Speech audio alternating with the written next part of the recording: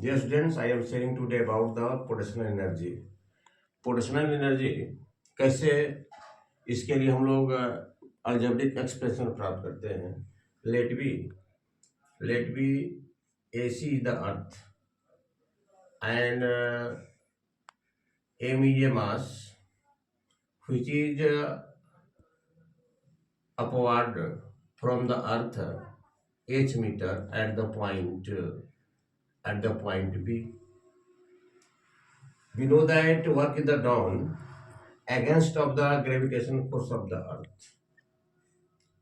So due to the which energy the store due to the gravitation force is called the potential energy.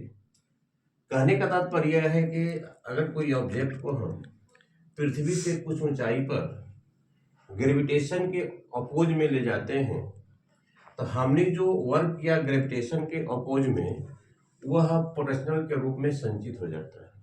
पृथ्वी उसको प्रयास करती है हमेशा अपने तरफ खींचने का, लेकिन इस रेसिस्टेंस के चलते वह पृथ्वी असफल हो जाती है और इसमें हम इस पर 24 आवर्स पृथ्वी का ग्रेविटेशन काम करते ही रहता है.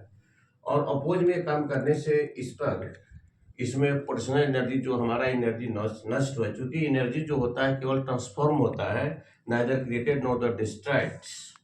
तो डिराइवेशंस ऑफ द पोटेंशियल एनर्जी के लिए हमारे पास देयर आर 3 फैक्टर्स. सबसे पहले तो उस ऑब्जेक्ट का कुछ मास होना चाहिए, पृथ्वी तल से उसकी कुछ ऊंचाई होनी चाहिए और ग्रेविटी एक्सीलरेशन उस पर काम करना चाहिए.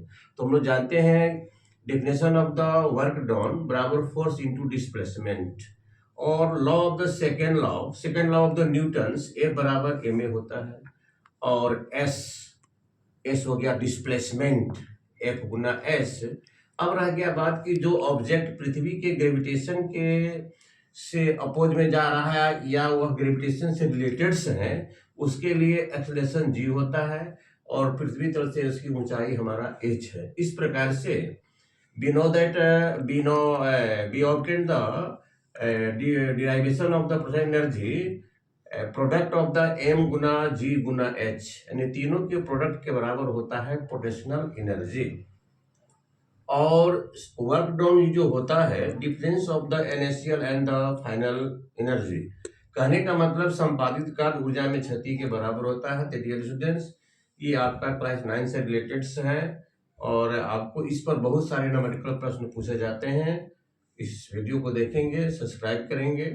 Thank you very much.